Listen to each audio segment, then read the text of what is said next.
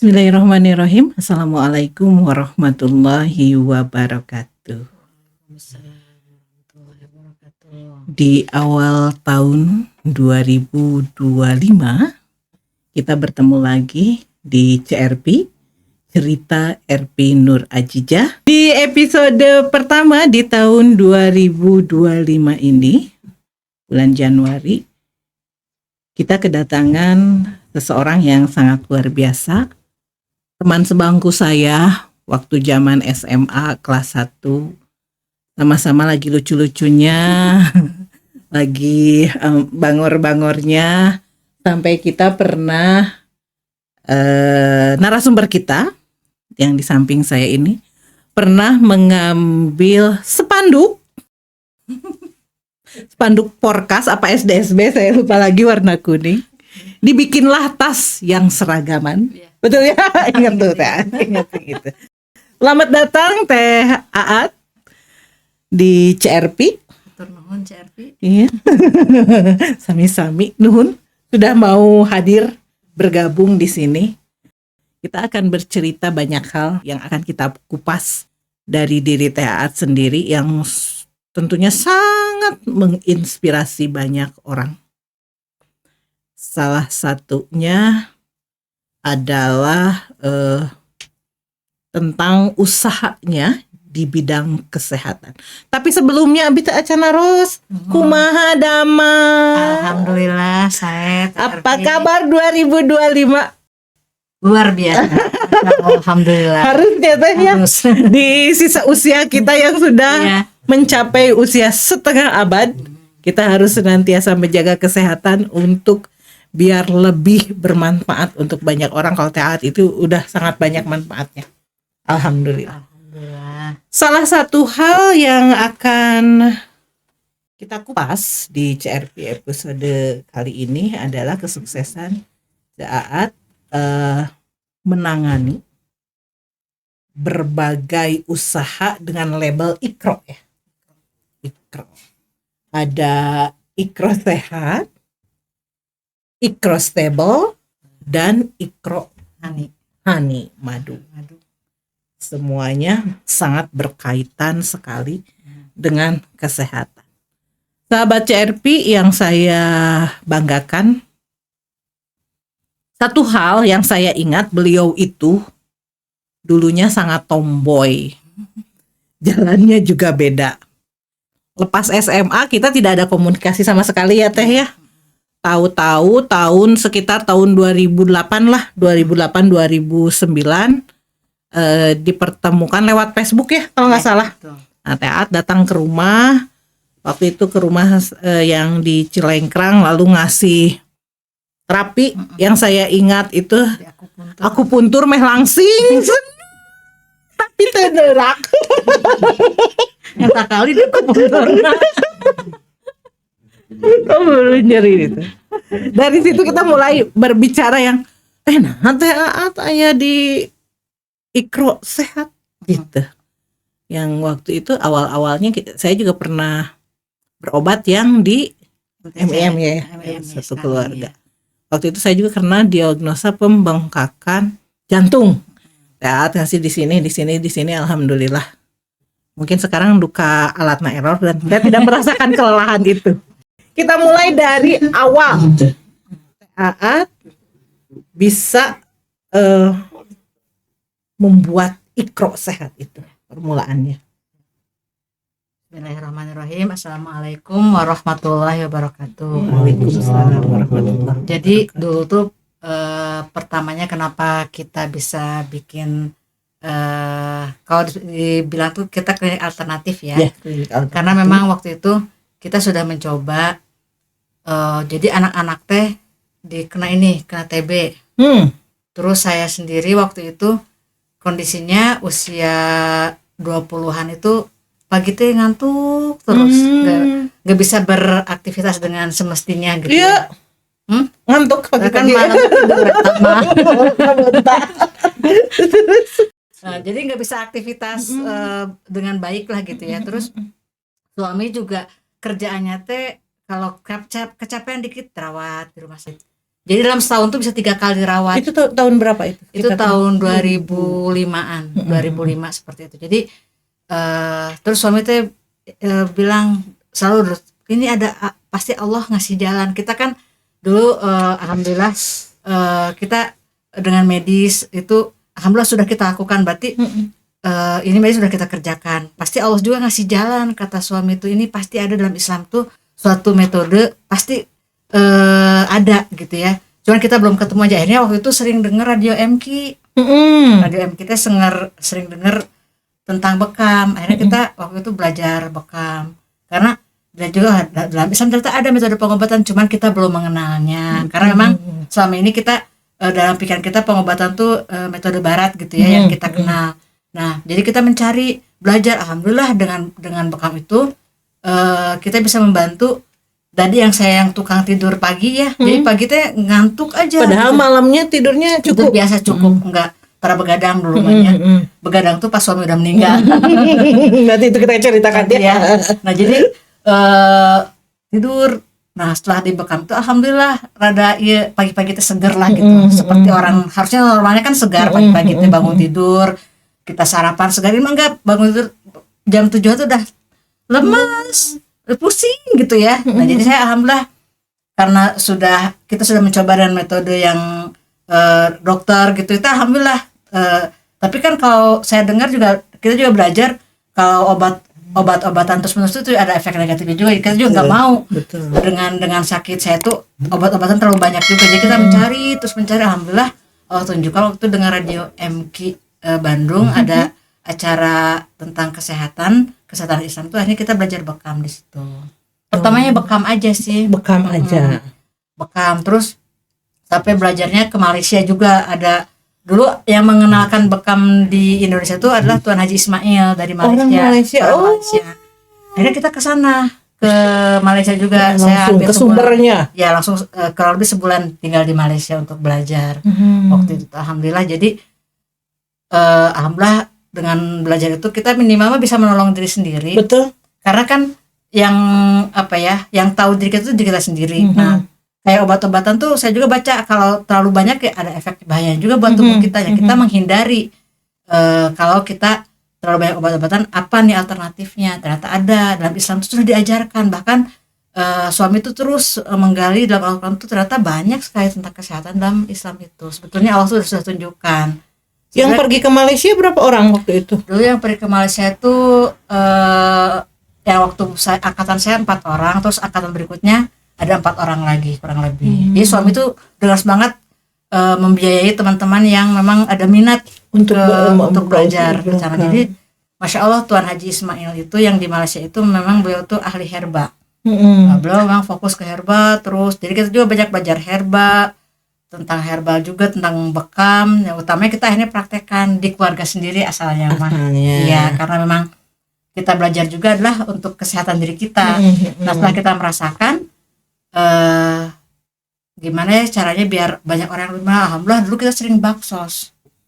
Awalnya itu awal memperkenalkan ceritanya sudah dari MQ, belajarlah ke Malaysia untuk memperkenalkan atau mensosialisasikan di kita dengan baksos dulu. Jadi baksos ada daerah Cilin kejar ke sana sampai malam tuh ngebaksos tuh ya. Bahkan kita juga sering baksos di LP Sukamiskin, di LP yang perempuannya. Nah itu sering diundang sampai kita juga buka kelas akhirnya di LP itu. Sempat saya buka kelas di LP Sukamiskin.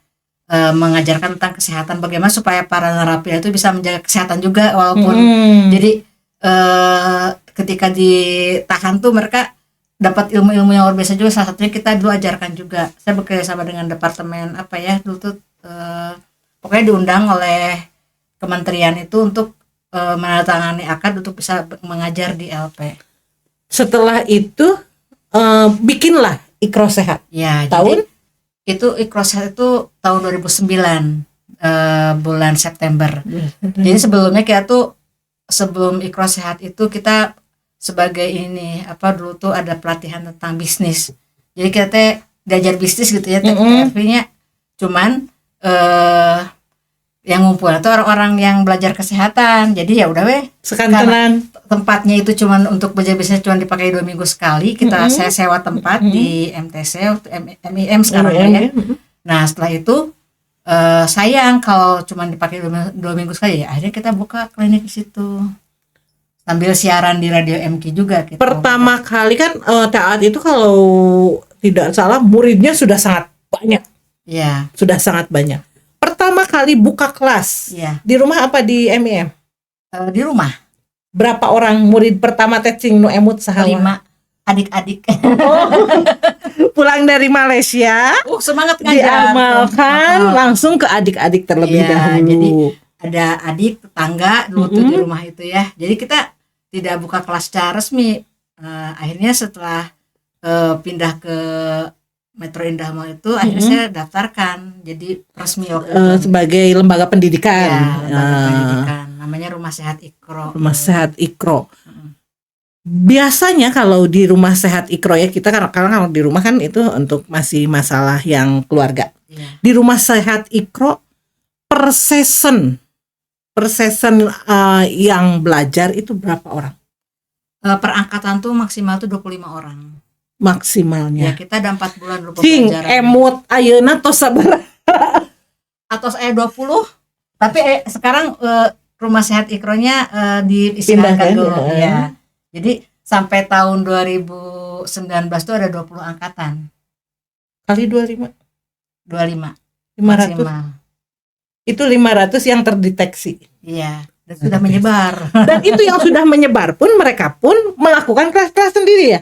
Ada? Kelas-kelas mah enggak, cuman mereka buka usaha sendiri.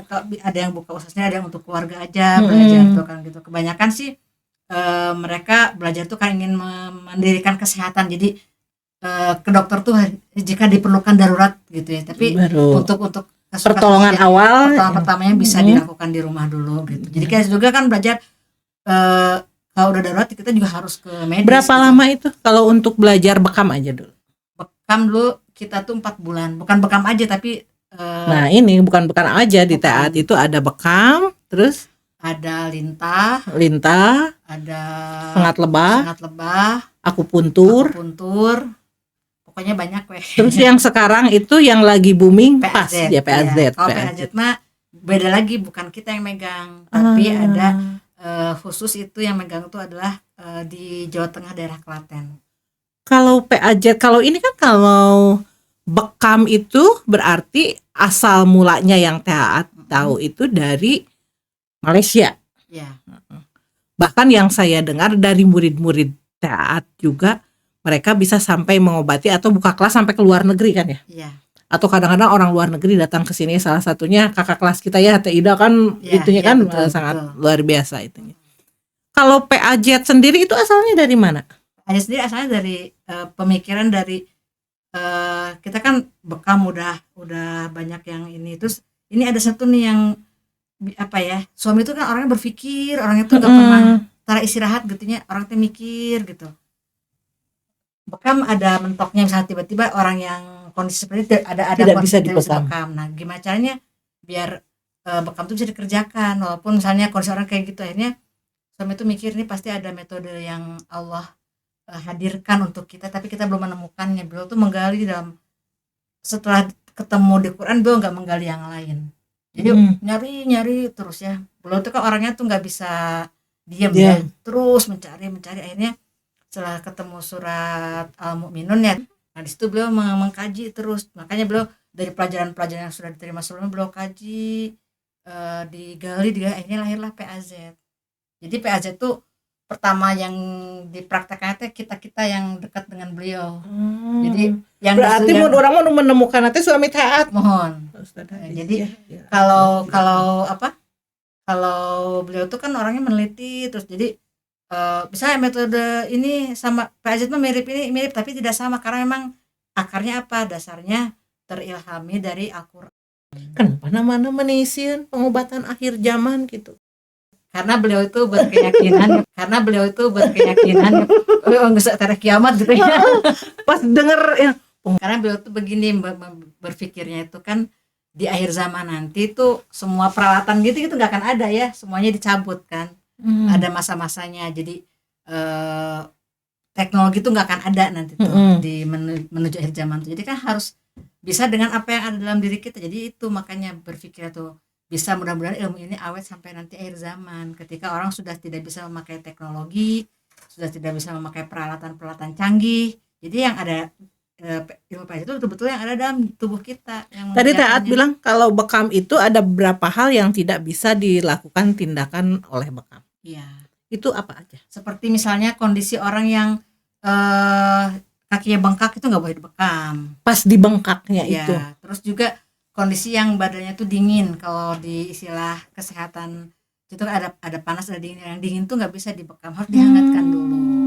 Nah, salah satu itu dengan PAJ itu kita bisa menghangatkan badan itu, mencoba untuk bekam tuh bisa. Jadi kita juga belajar ya, walaupun kita pengobatannya bukan alternatif, tapi kita pun harus mempelajari mana yang bisa, mana yang tidak. Ya, jadi kan tetap aja kayak kedokteran kan, belajar struktur tubuh dulu, betul. yang Anatomi itu. juga harus Anatomi, tahu, gitu ya. ya. Jadi kayak ngebekam kan ada tempat-tempat yang Iya, boleh, tidak sembarangan ya, sembarangan. tidak sembarangan. Makanya kalau yang langsung beriak banyak gitu, itu saya tuh suka power gitu ya. Iya. Barangkali darahnya tidak cukup atau Betul, kurang betul. atau kondisi harus diperiksa dulu. Makanya kalau di rumah sehat Ikro, kita datang tuh diperiksa dulu, cek dulu ini nanti bekamnya 2 titik aja, ada keputusan tuh setelah diperiksa.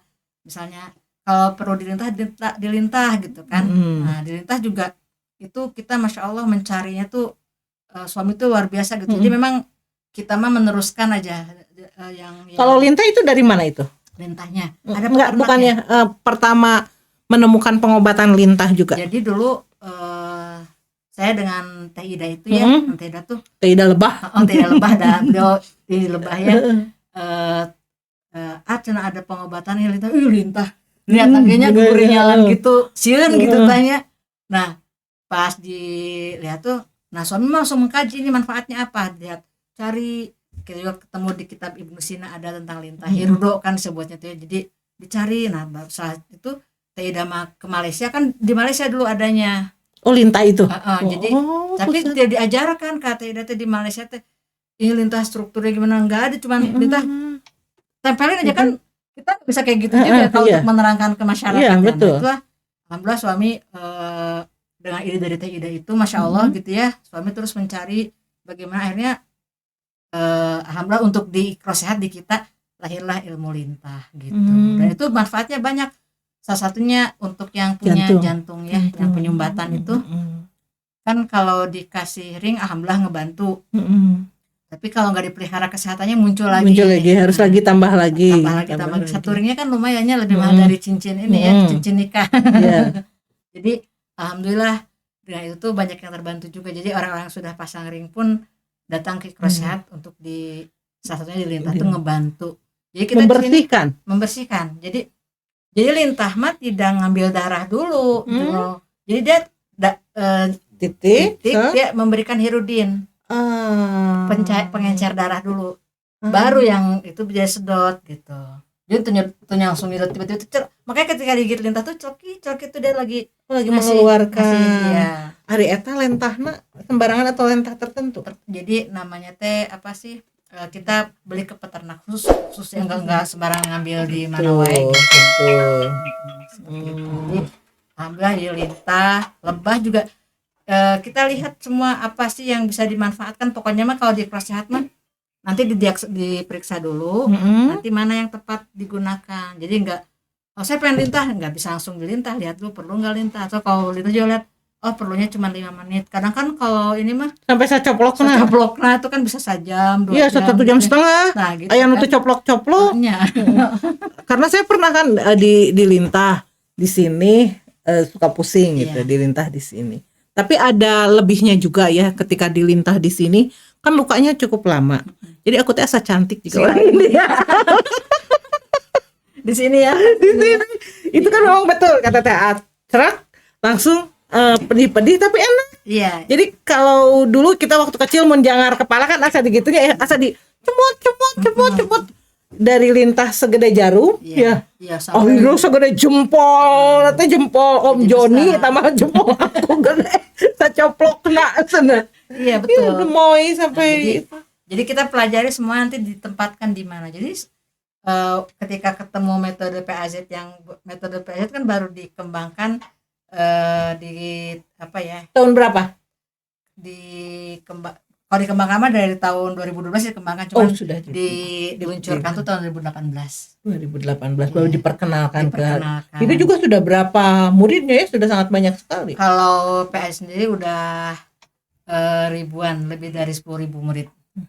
Jadi kan teman-teman di PAZ pusat itu terus sampai sekarang juga mengadakan pelatihan, menyebarkan terus. Walaupun Untuk PAZ sendiri itu untuk apa?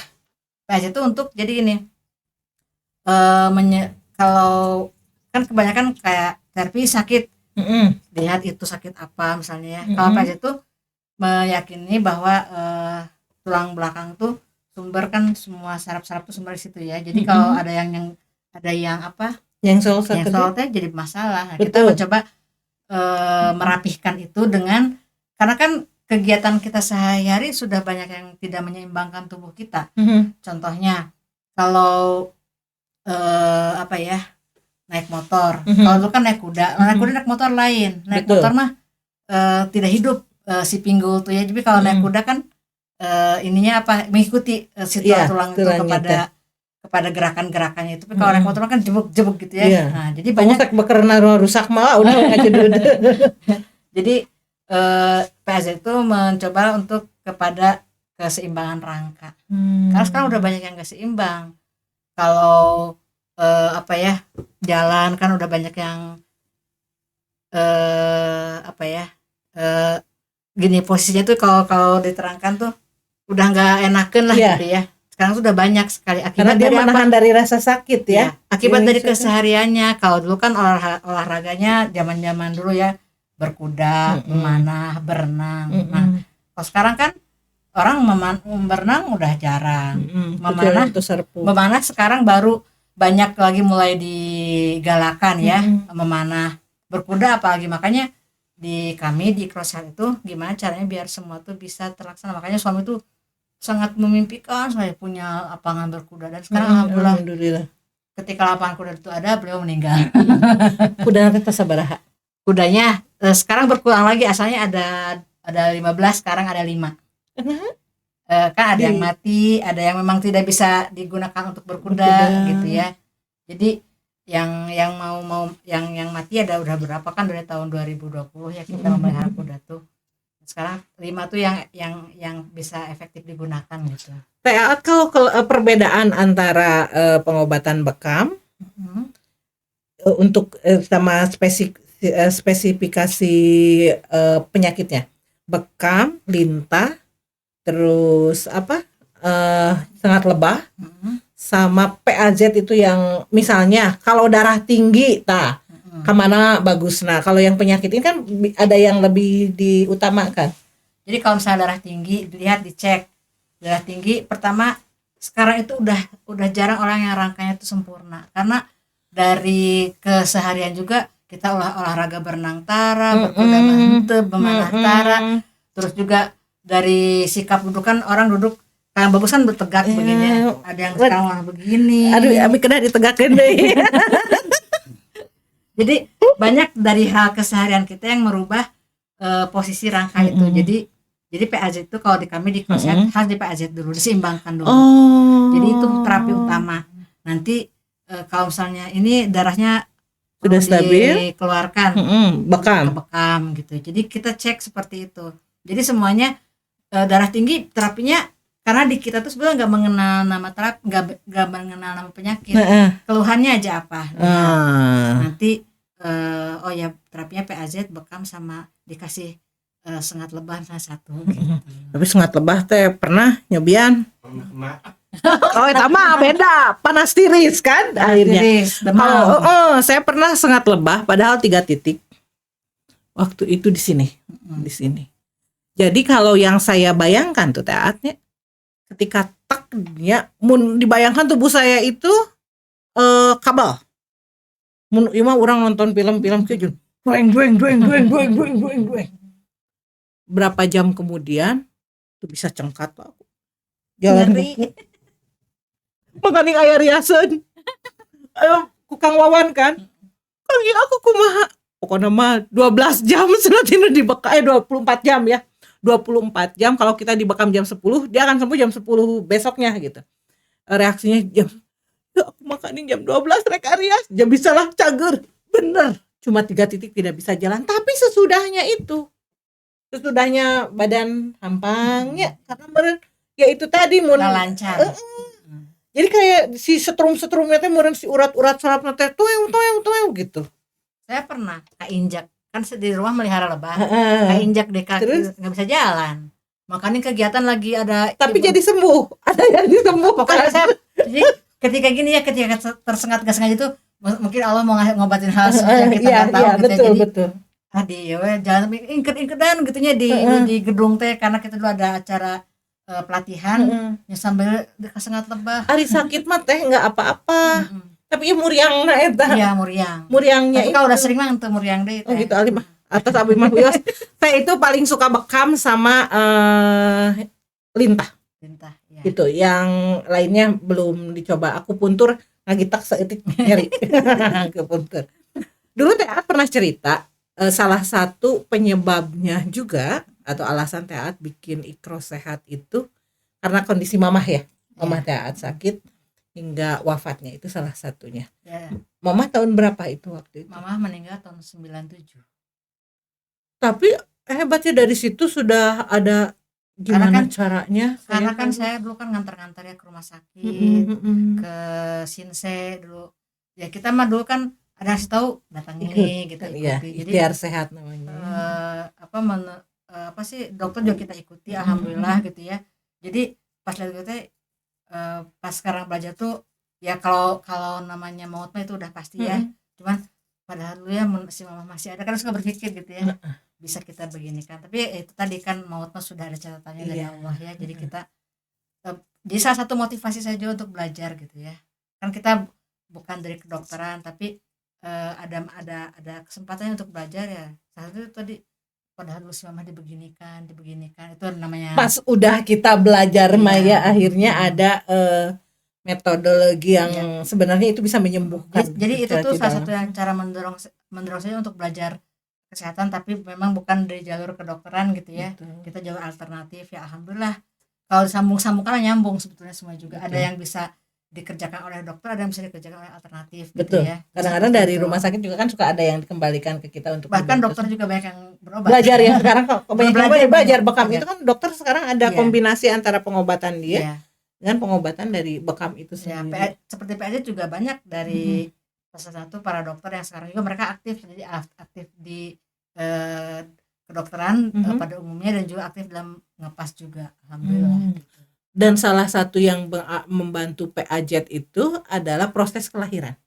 Ada namanya PAZ Mariam. Itu melahirkan tidak sakit.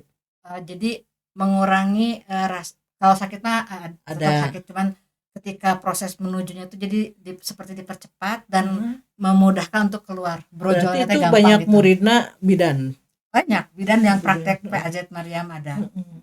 Cuman kita nggak usah praktek karena kita bukan bidan. Banyak yang bisa melahirkan enggak di Ikro Sehat. Ya melahirkan bisa, tapi enggak ada tanggung jawab. Iya, kita kan harus ada secara legalitas enggak ada ya kita untuk melahirkan. Cuman banyak dokter dan bidan yang belajar PAZ Mariam itu banyak sangat membantu. Termasuk cucu saya udah punya incunya teh. Terus sabaraha incu? Incu teh dari saya sendiri mah ada 2. Jadi dari Tehat sendiri dari Bapak ada 4. Terus genap. Jadi semuanya 4. Jadi semuanya 4. Terus nini atunya. Terus nini. Abdi mah alhamdulillah abg keneh. Nah, ada lagi sabaraha eta.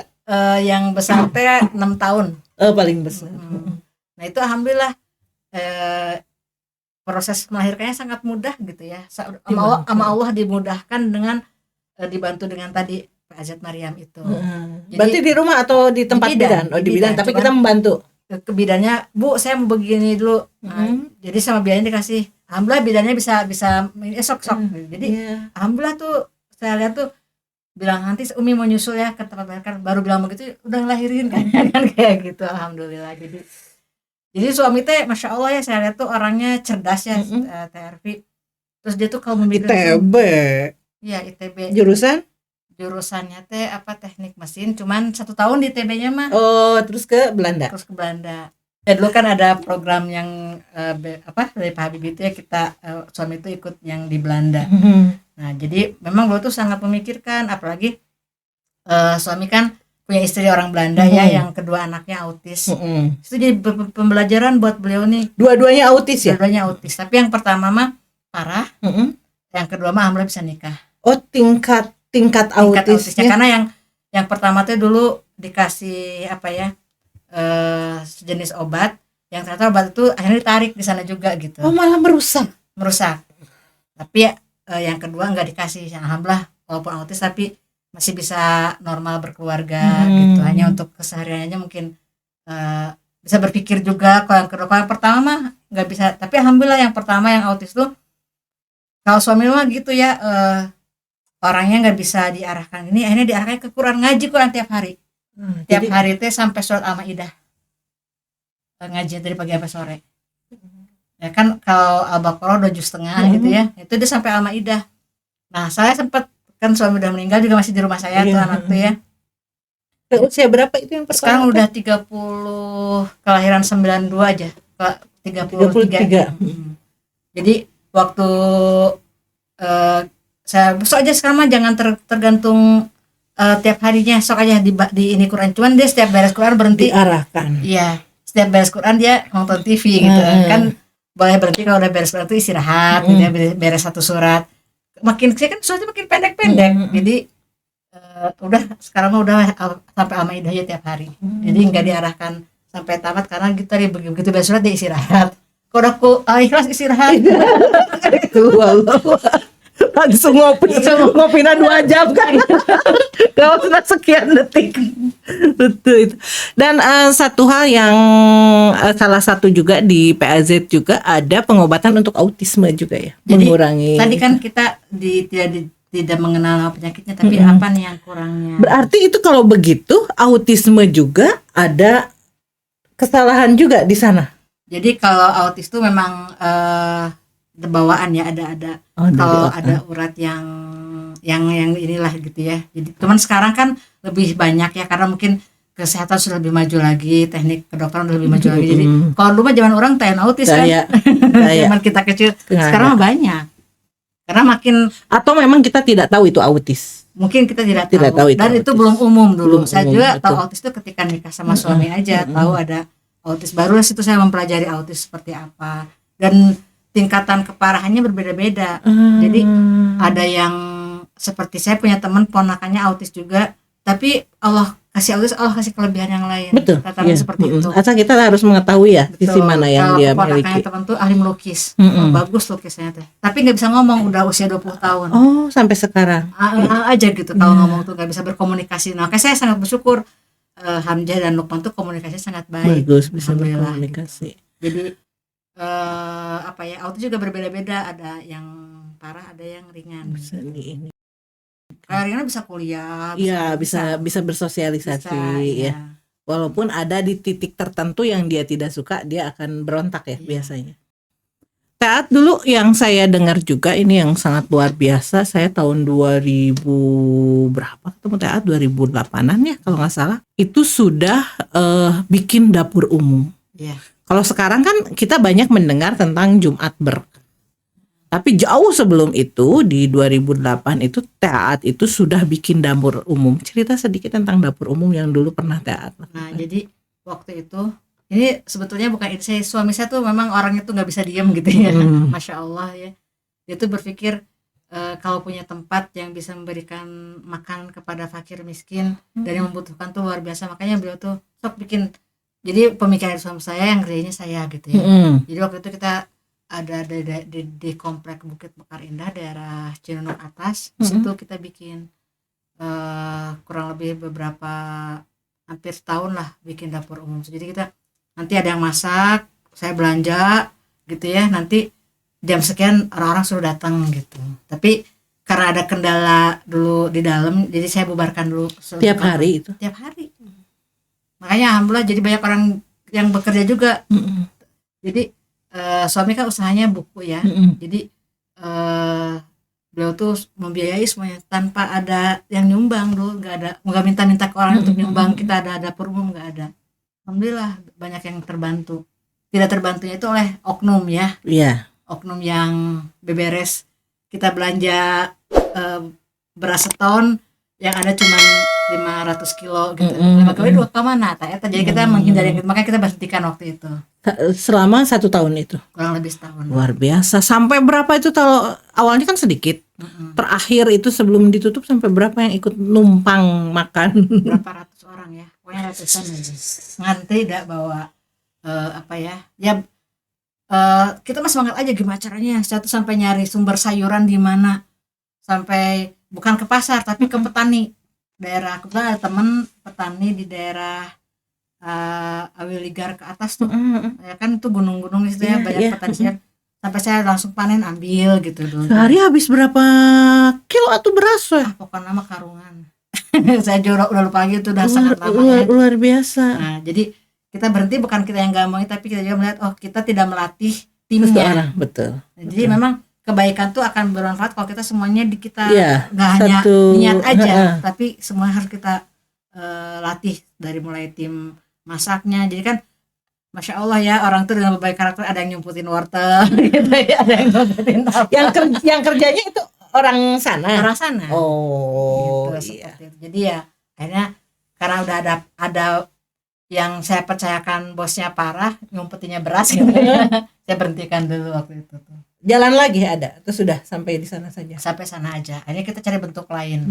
Ya memang sesuatu kebaikan tuh memang harus diurus juga semuanya dari mulai kru-krunya juga. Ya. Kita niatnya baik, di bawahnya. Nah itu 1 tahun luar biasa, 365 hari. Dananya dari mana? Nah itu Masya Allah, suami itu tipenya orangnya berani gitu. Dan saya juga ikutan gitu. Dia capek gitu kan, tiap hari kita kadang-kadang kalau yang Jumat berkah aja tahu-tahu sudah ketemu lagi hari Jumat. Ini kan tiap hari. Berarti itu dananya itu kan sangat luar biasa. Apalagi nah beliau tuh dulu kan kita punya usaha penerbitan kita tuh diterbitannya bukunya di Belanda. Jadi kalau dikerupiahkan mah lumayan gitu. Jadi dari situ sebelum klinik ya, itu klinik kan tahun 2009 itu sekitar 2007-an lah. Si dapur umum, kita bilang dapur umum. Itu ya alhamdulillah. Hanya diberhentikan tuh bukan karena apa, karena memang kita juga ya harus melatih semuanya. Dari mulai yang masak, nggak nyumput-nyumputin bahan masakan gitu ya. Ya sampai yang kita percaya ngumpetin beras kan gitu, itu yang jadi akhirnya takutnya kita banyak menimbulkan hal yang tidak baik. Jadi diberhentikan dulu waktu itu. Gitu teh. Senang sih lihat kadang orang teh pada ngantri. Tenang ya. Kalau kita sudah berbuat kebaikan ke orang, kadang-kadang jiwa kita teh susah gitu. Padahal misalnya yang lain nitip ke kita salurkan saja, bukan uang kita, tapi pulang dari sana kan aduh nyaman damai. Kita membantu menyalurkan juga kan Masya Allah gitu ya, ke perasaan teh gitu. Betul. Nah, jadi dapur umum itu jadi suami tuh tipenya teh nggak mau diem orangnya teh ya. Ya saya sebagai istri ngikutin aja kan gitu, mendukung apa yang bisa saya dukung. Nah salah satunya dapur umum, terus kesehatan. Nah setelah itu baru kita kesehatan, setelah dapur umum. Di MIM berapa tahun? MIM tuh 6 tahun. 6 tahun, pindah lagi ke Permata Biru dulu, karena kita belum punya tempat di Permata Biru kan. Saya rumah dulu di Permata Biru, pindah ke Villa Bandung Indah. Nah jadi rumahnya kosong kan, kita manfaat untuk terapi situ. Tapi tetangga pada tidak nyaman karena memang jalannya kecil ya. Nah kita juga jangan sampai mengganggu tetangga gitu. Jadi berpikir, berdoa terus sama Allah, ya Allah gimana biar dapat tempat. Taunya tetangga sebelah di Villa Bandung Indah menawarkan. Nah setelah suami nego gimana caranya biar enggak nyicil gitu ya, biar enggak ke bank gitu. Jadi suami tuh enggak mau mengkredit rumah gitu. Nah alhamdulillah sama Allah dikasih kemudahan, akhirnya kita bisa memiliki rumah itu, bisa nyicil. Yang di Villa Bandung Indah itu alamatnya? Villa Bandung Indah, Blok A1 nomor 14, Ikro Sehat Blok A1 nomor 14. Gampang sekali, udah masuk Villa Bandung Indah udah kelihatan lah. Sebelum masjid gitu, ya, sebelum masjid. Jadi dua rumah sebelum masjid. Dari tahun berapa itu di situ? 2017 ya. 2017. Ya. Sekarang yang kan TAAT muridnya sudah sangat tersebar luas. Yang ikut praktek di Ikro Sehat. Kita ada berapa orang ya? Ada 9 orang. yang 9 orang waktu yang dulu sempat 40 orang tahun 2015 akhir kita karena biasalah kalau di organisasi mah suka ada yang ini ya di mana-mana juga seperti itu. Nah, asalnya mah ada 40 orang timnya tuh. Sekarang mah ada 10 orang timnya tuh. Asalnya mah 40 orang. itu tim inti ya. Iya. Kalau dulu mah memang suami sok we siapa yang mau ini senang gitu. Biar jadi kita memang ikro tuh biar belajar gitu ya. Jadi pas pindah itu sudah 10 orang yang kita bawa. Yang kalau dalam usaha mah kan kita perlu orang-orang yang betul-betul percaya dengan kita. Kalau yang nggak percaya juga kita mau bawanya juga susah Iya, gitu susah. kan seperti itu. Sekarang Ikro Stable itu yang kuda berdiri tahun 2019. 2019. Asalnya nggak punya lapangan. Jadi lapangan umum tuh kalau di Belum pada kesana, Pan? Ih, kasihan. Aku mah udah 2 kali kudanya sok. Ribut naik. Kudanya sok. Nah, kalau Ikhlas Table itu 2019. Jadi suami tuh pengen benar-benar kalau mengerti apa sih tentang berkuda tuh ada kan dalam Islam tuh. Nah, ini gimana caranya? Dulu kita nggak punya lapangannya. Jadi ikut di lapangan umum di DPR. Kalau di orang Cina DPR tau lah area tempat jalan-jalan situ. Sampai sering jatuh di naik kuda karena ada mobil yang lewat kaget gitu ya. Jadi ini harus punya lapangan. Masya Allah, alhamdulillah Dapat kalau jalan. kasih rezeki kita bisa beli tanah dekat situ gitu. Jadi Sekaligus kandangnya ya. sekaligus kandangnya sekaligus yang asuhnya. Sekaligus yang Kudanya. aslinya. Nah, itu Sama panahan di situ panahan. ada. Kantun, kolam renang. Tata acan aya. Tacan aya bilih bade sponsor. Janten sena kumaha teh Ida menembak orang sedang renang sambil berkuda. Berkuda memanah orang berenang gitu. Ada gitu. Itu sudah di Ikro. Kalau Ikrohani. Ikrohani justru dengan Ikroset duluan Ikrohani. Oh, Ikrohani dulu. Jadi dulu kan saya ceritakan ya anak-anak saya kan kena TB ya. Kena TB. Terus yang nomor 1 nomor 2 aman kasih obat. Terus kan kita nyokokin tiap hari. Ya, genep bulan, 8 bulan sampai 1 Nah, tahun. yang nomor 3 nih, usianya sekarang udah 20 tahun. Dia waktu umur 2 tahun teh kena TB juga. Nah, diobatin teh, makanya saya belajar alternatif tuh gitu kan dia udah diobatin nih.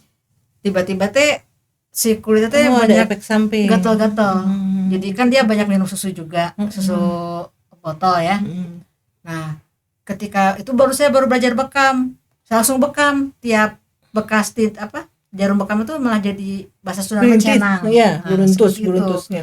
Saya cari gimana gitu ya, akhirnya digantilah susu tuh dengan madu. Makanya alhamdulillah diganti dengan madu tuh. Terus saya beli madu belum punya madu sendiri dulu ya, ada namanya teh pokoknya banyak lah iklannya teh. Saya beli itu, alhamdulillah si kulitnya udah lebih bagus. Jadi susunya saya ganti dengan madu waktu itu tuh. Karena dengan susu yang 10 botol sehari, 10 dot ya sehari, dia kondisinya seperti itu.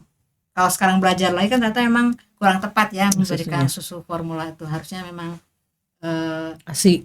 sih harusnya, cuman kan udah adian lagi. Sabar-sabar teh. 7 anaknya. Wah, sudah jaminan surga. Katanya 3 saja sudah jaminan surga. Ini 7 bonusnya banyak. Meninggal 1 jadi ada 6 sekarang. Jadi gitu teh. Jadi madu juga cari-cari mana yang ini sampai Itu kalau itunya lebahnya dari mana? Kita ternak sendiri? enggak. Atau Sekarang saya bekerja sama dengan petani lebah ya. Jadi kalau di Bandung mah nggak ada. Saya cari sampai suami mah gitu ya, nyari tuh ke Sumatera dapat lebah hutan. Tapi udah pengambilan keberapa ditipeng lagi. Jadi yang sering kan soal tipe bener kayaknya beliau juga sering.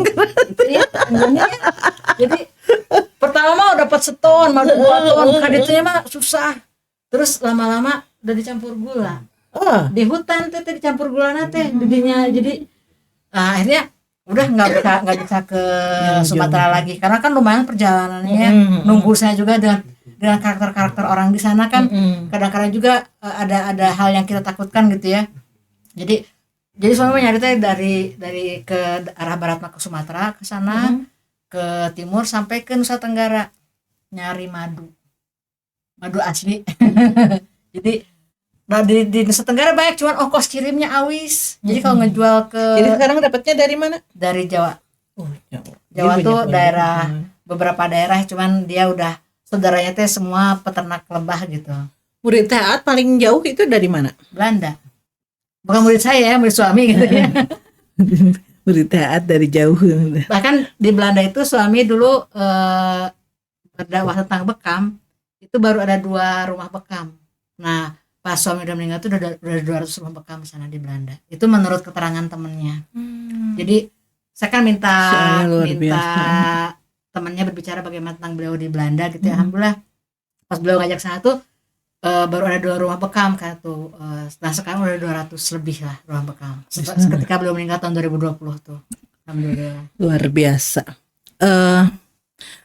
Teman-teman CRP, cerita RP Nur Ajija semua akan berlalu dengan Anda. Tapi kita nah ini luar biasa. Mereka sudah harorea mengeluarkan suara sendiri itu. Ngirit energi. Padahal tadi olahraga. Kita masih bersama dengan Teat yang menjadi sumber inspirasi kita. Dari tadi ceritanya ramai sekali. Dan tapping kali ini insya Allah akan kita siarkan secara lengkap di Uber to TV. Insya Allah hari Selasa ya. Taat dari tadi kalau saya menghitung itu dari apa yang Taat katakan terus mengatakan suami. Berarti suami Taat itu seorang suami yang sangat mempunyai tanggung jawab yang tinggi sekali untuk dirinya sendiri, untuk istri, anak, bahkan orang-orang di sekitarnya. Kalau kita bisa bilang sudah hampir seluruh dunia.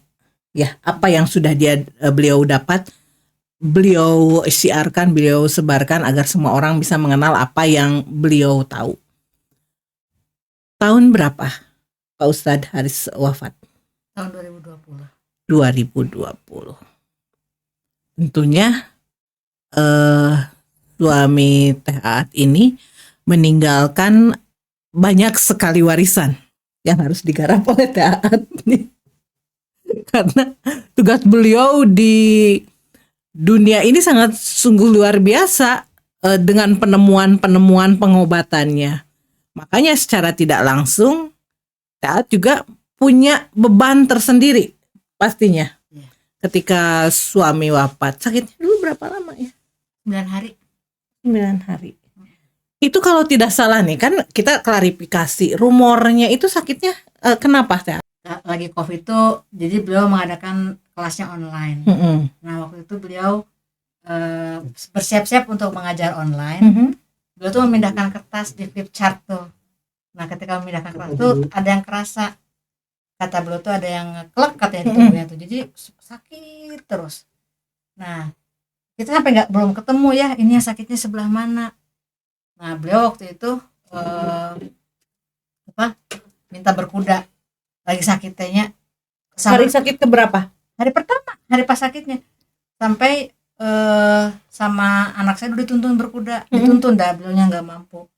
Baru jam 3 pagi hari berikutnya baru mereda sakitnya. Dan setelah itu beliau lemah selama 9 hari, kemudian meninggal. Pas mau meninggal udah mau segar. Nah ini punten.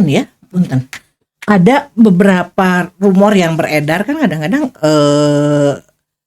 rumor di sana, di luar sana itu ada yang betul, ada juga yang tidak. Jadi ada sebagian yang saya dengar. Ini mah kalau salah punten, mohon nanti sama Taat diklarifikasi. Karena waktu itu Pak Ustadz pernah ikut berjuang di mana? Afgan. Kena tembakan dan dari racun, salah satunya itu racun tembakan di dalam tubuhnya juga yang mengakibatkan itu. Kalau saya wallahu alam ya, tapi waktu itu yang jelas saraf kejepit. Ketika memindahkan kertas, beliau ada yang terjepit dan beliau waktu itu langsung guling gasahan, enak badan ya. Sampai udah dipanggil semua anak-anak tua itu. Tapi akhirnya jam waktu asar tuh, beliau, saya ingin berkuda. Akhirnya dituntun sama anak saya, sama Umar, sama yang paling besar. dan setelah itu masih sakit. Nah tapi jam 3 pagi berikutnya udah mereda, cuman dari setelah itu jadi lemah tubuhnya tuh, hanya tidur aja. Apa ya, tidak tidak ada aktivitas lain, tapi menjelang meninggal beliau jag lagi, alhamdulillah. Jag. Jadi dia masa alhamdulillah udah sehat nih. Pas mau meninggal itu kan meninggal jam 11 malam ya. Ketika Isa tuh aduh alhamdulillah udah enak nih, badan udah enak, udah alhamdulillah.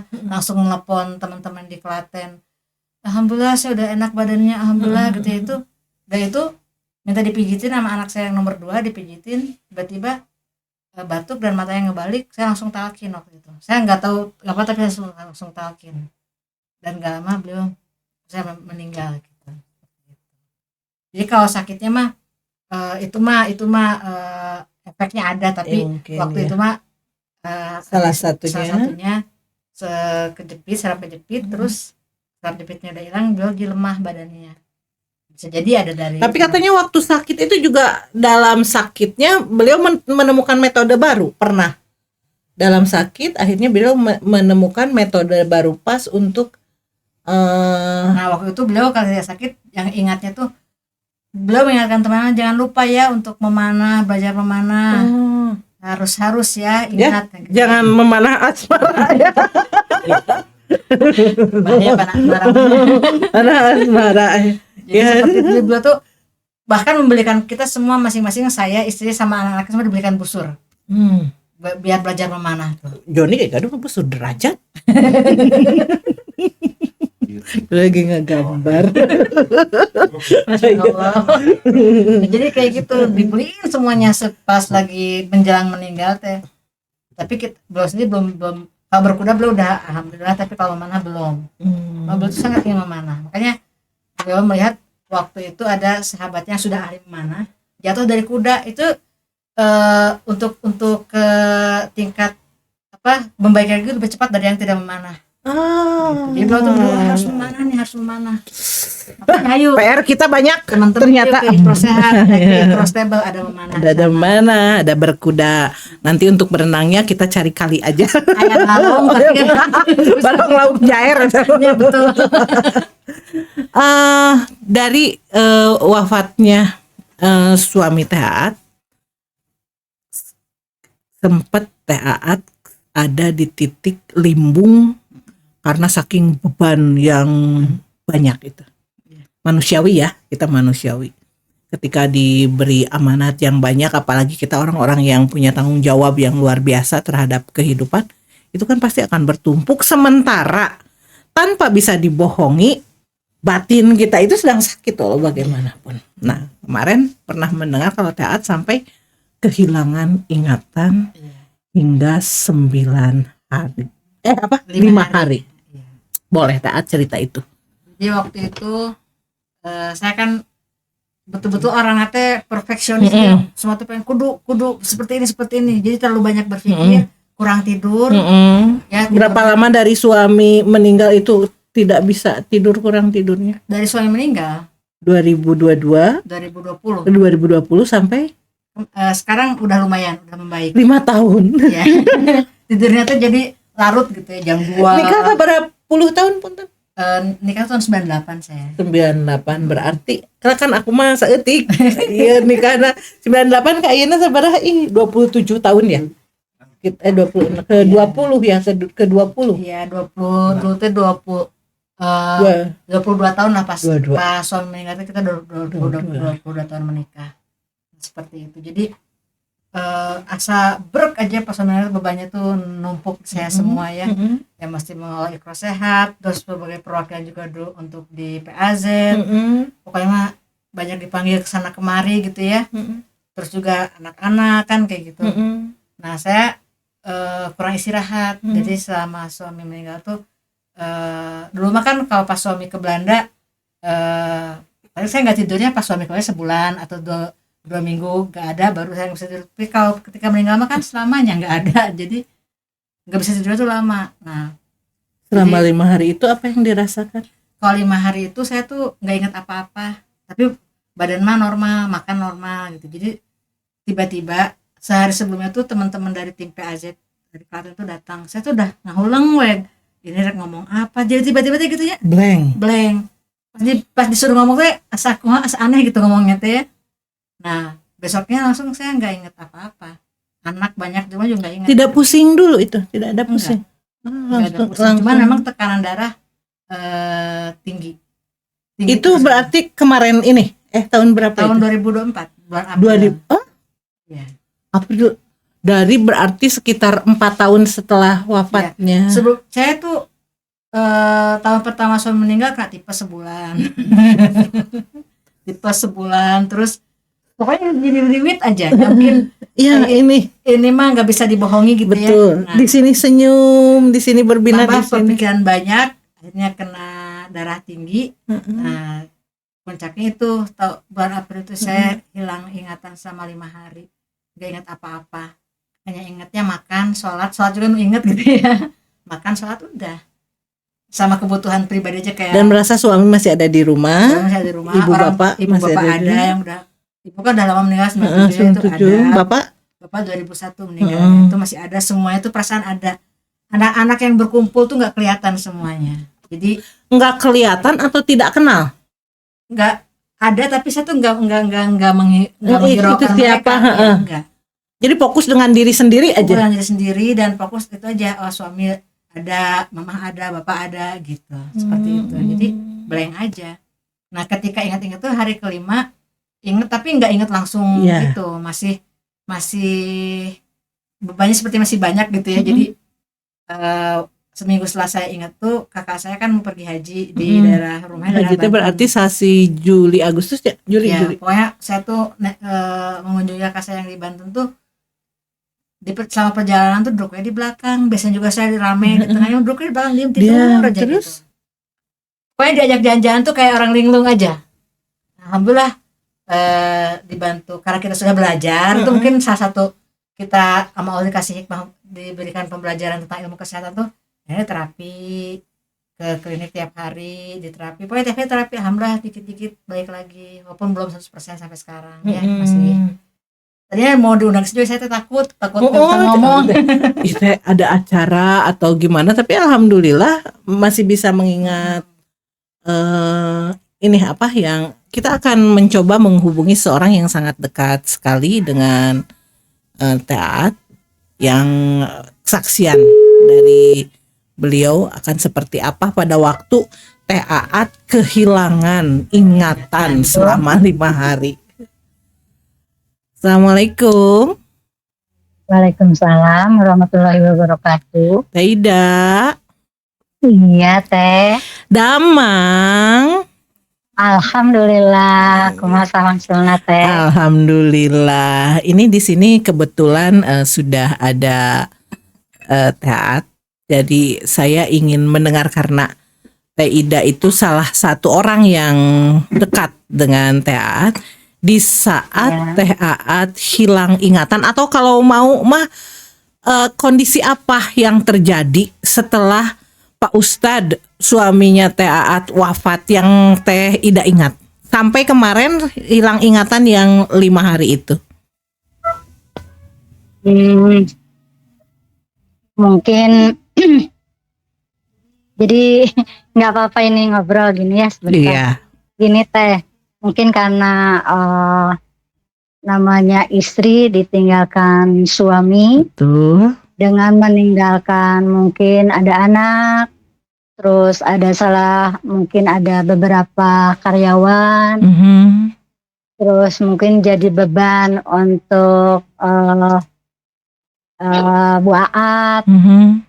Akhirnya dia mungkin mikir terus, akhirnya kalau malam dia susah tidur, efeknya mungkin ke jadi lupa ingatan, jadi hilang ingatan, hilang ingatannya sampai 5 hari.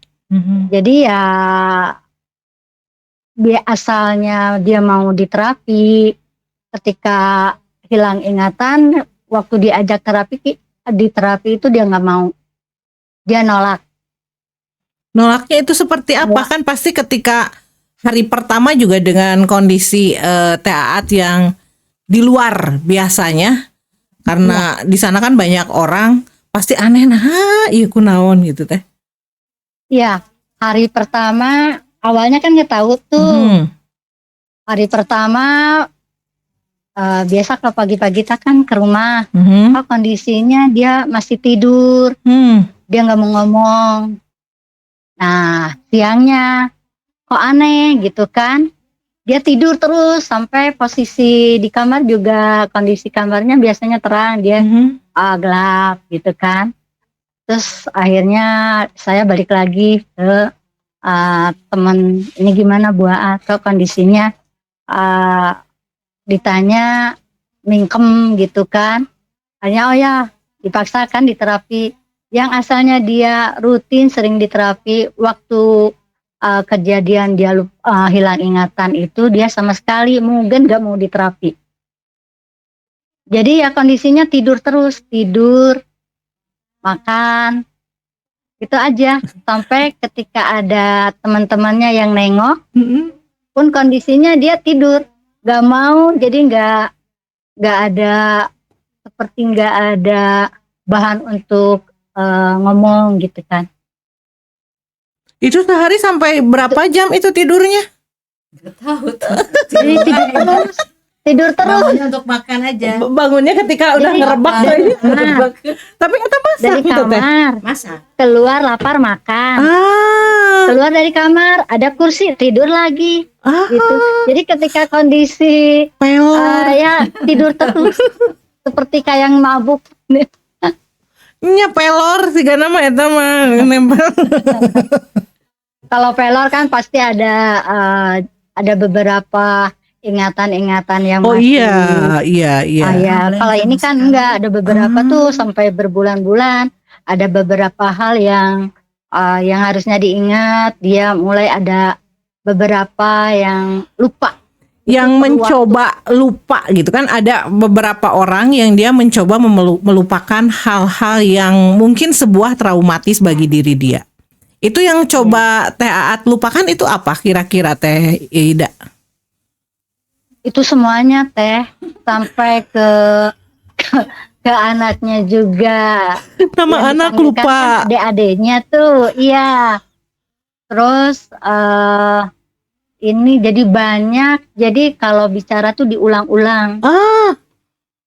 Bicara tuh diulang-ulang. Seperti contoh gini, rencana nih mau kemana.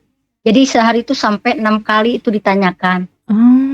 Jadi ketika ada hal yang harus diingat, dia sampai lupa. Ya, jadi kayak anak kecil gitu kan, kalau mau diajak ke mana main terus ditanyakan. Ya itu ditanyain terus. Sampai sebegitunya. Ketika sadar di hari kelima itu sudah diterapi? Belum. Nah seminggu setelah dia mulai, kan dipaksa ya harus diterapi. Nah mulai dia nerima, mulai mau diterapi. Ya tapi kondisinya dia nggak mau sakit di terapinya. Ya kita enak-enak aja lah terapinya. Yang penting buatnya mau diterapi. Alhamdulillah seiring dengan waktu dia sering diterapi. Terus ada beberapa yang harus dia terapkan juga untuk membangun tubuhnya biar tubuhnya juga terus terolah. Alhamdulillah Teh, sedikit demi sedikit, alhamdulillah sekarang udah bisa tertawa lepas lagi, udah 3 hari ini. 3 hari ini udah mulai. Ini mah asisten pribadi yang luar biasa. Iya. Sampai dihitung. Ini yang karena mungkin fokusnya itu kalau yang diingat dalam bayangan Teh Aat itu suami dan ibu bapak ya. Kalau saya kira umurnya abis anak psikolog. Ada rasa bersalah atau ada apa yang penasaran dengan sosok mereka bertiga mungkin. Jadi mencoba melupakan yang lain, fokus di situ walaupun wujudnya juga tidak ada. Kalau ke suaminya lebih ke kangen ya. Iya pasti. Kalau ke mamah mah ketika mengingat tuh aduh merasa belum cukup gitu, berbakti sama orang tua bahkan banyak dosa gitu. Itu yang kalau ke orang tua mah. Kalau ke bapak di saat kita ketika kita bisa berbuat untuk kebaikan orang tua, orangnya udah nggak ada. Itu yang kalau ke orang tua mah ya. Orang tua. Ya sama ke ibu bapak kan bedanya 3 tahun ya meninggalnya waktu itu. Jadi yang ini rasa rindu yang terpendam tuh. Kalau Rindu punya terpendam. betul, kalau punya suami yang baik itu pasti dikangenin sama istrinya. Jadilah suami-suami yang baik ya. Mumpung Ini masih pada ada. kalian berdua except him. Kenapa? Dia bukan belum menjadi suami kan? Belum menjadi suami. Belum menjadi suami nih. Kira-kira tuh. Tapi resolusi 2025. Teh ketika diterapi Iya.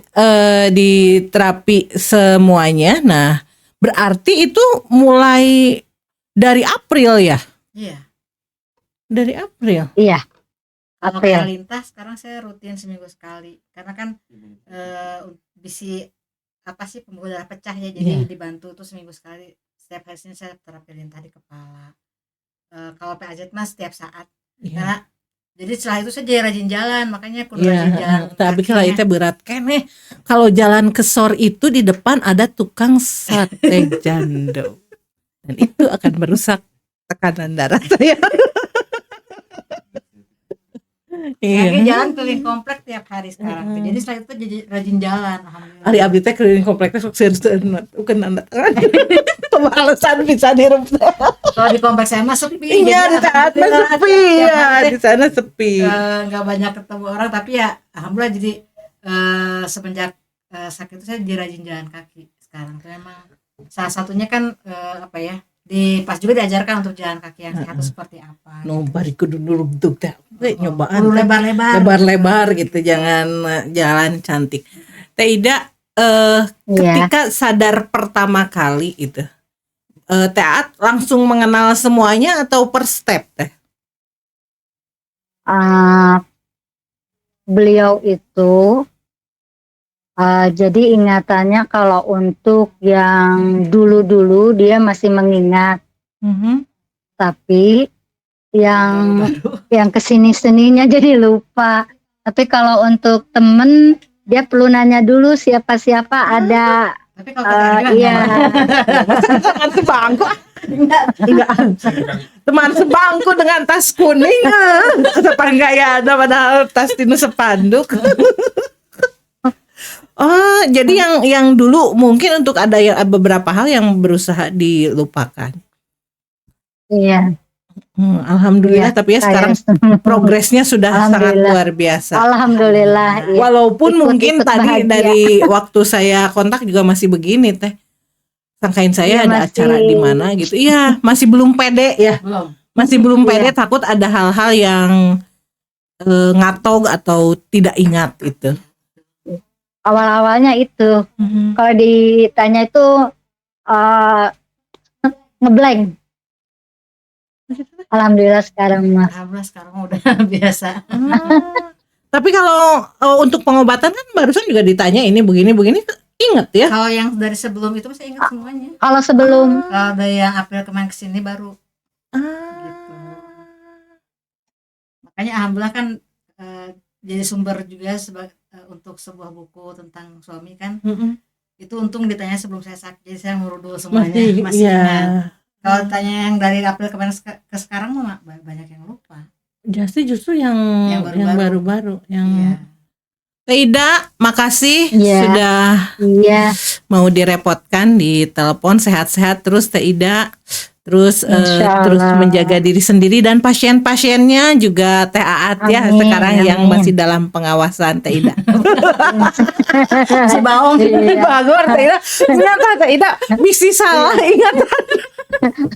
Bisi balik deui gadudut eta sepanduk abi mah. Jadi kantong. Jadi kantong Teh Ida eta.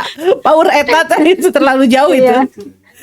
Tuh, Insya Allah teh mudah-mudahan buat juga terus diberi kesehatan. Amin. Untuk keluarganya semuanya lah. Amin ya robbal alamin. Iya. Makasih ya Teh Ida ya. Assalamualaikum. Iya, sama-sama teh. Waalaikumsalam. Iya. Dan kalau teman-teman tidak ada yang tahu ya. Tidak ada yang. Waktu reuni juga Itu tuh sebenarnya udah. Kayak reuni nggak berani banyak, takut salah. Ketika banyak orang tuh takutnya takut salah bicara, itu aja yang ditakutkan tuh. Tapi ini kan ipar Teh Aat kita tidak cerita. Ipar saya yang mana? Oh Teh Nung. Karena kan saya nggak banyak cerita ke keluarga juga, Keluarga kecuali yang di. kecuali yang dekat rumah. Kalau yang itu untuk pengobatan itu masih ingat cara-cara ngobati gitu Masih. sampai itu. Cuman kalau pas PAJ itu ada poin-poin saya namanya lupa semua. Ya, yang PAJ itu bilang ini namanya misalnya titik ini, saya lupa semuanya beneran. digali hese. Hese. Jadi alhamdulillah sekarang saya kalau sama teman-teman yang ini titiknya mah apa letaknya sama tapi namanya lupa. Tuh. Kalau pas ngecek tuh, Pak liatin saya ngecek Pak yang ini misalnya. Oh yang kita kan memperhatikan titik itu. Pak maaf asalnya kan aduh ngomong saya itu apa sih katanya. Tapi kan depan pasien bisa aja. Iya. Artinya Pak nanti saya jangan ditanya namanya, saya sebutkan ya Pak ini. Akhirnya bisa. Kontaknya mah bisa semua cuma namanya lupa. Namanya. Udah memang hese ya kadang-kadang ya dari nama itu. Ternyata ada perjalanan yang sangat luar biasa ya. Ya, makanya ketika di Bandung TRP saya tuh mikir, aduh sih yang ngomong naon bisa tanya gitu ya, soalnya Mau ditempel aja tapi kita apa? Aman. Abi mah teat mungkin ada acara gitu. Enggak acara. Kan saya sekarang acara masyarakat nggak ikutin. Iya. Terus kalau Sekarang lagi fokus ke diri sendiri aja. dipanggil ke Jawa untuk bicara depan para pastrooper sebutnya, saya nolak sekarang karena saya khawatir nggak bisa konsentrasi. Cuma 5 menit nanti kesannya pecah. Tapi jadi alhamdulillah yang saya udah paham. Saat datang aja deh, datang aja tapi nggak disuruh untuk berbicara karena khawatir ngomongnya kesana kemari gitu. Perjalanan yang luar biasa, pembelajaran yang sangat luar biasa pula hari ini. Saya di sini sungguh-sungguh banyak cerita yang bisa kita ambil buat teman-teman di Ubertu TV yang mau berobat alternatif atau mau juga belajar. Nanti bisa hubungi admin atau mau juga berkuda, mangga. Karena saya juga waktu itu 2 kali ya saya berkuda. Memanah juga ya. Memanah mah jagoan ya. Aku kan jagoan memanah mah. Karena kan biasa panah asmara. Kalau berkuda kalau berkuda itu waktu itu saya sempat cerita ya ke Teat. Saya tidak main berapa bulan tapi sudah feeling sih. Kalau saya berkuda pasti akan lancar gitu kan. Ya betul saja karena semua pergerakan itu Alhamdulillah lancar. Alhamdulillah sesudah itu. Tapi kemarin kayaknya ada sumbatan lagi jadi curhat banyak. Taat nuhun Sami-sami. luar biasa sekali sudah menjadi inspirasi buat banyak orang. Karena di luar sana juga banyak sekali para murid-murid Taat yang kalau yang kita main ke tempat bekam, saya paling cuma bilang begini, saya temannya Taat. Bahkan banyak yang pasien di Taat, oh itu mah nu lereskeuna rerencanganan yang RP. Gitu kan. Bari jeung saya juga pengen belajar belum we gitu kan ya, tapi masih cuma jadi pasien setia bekam, kadang-kadang manggil dari rumah atau ke tempat yang lebih dekat, dan itu sangat luar biasa, kerasa sekali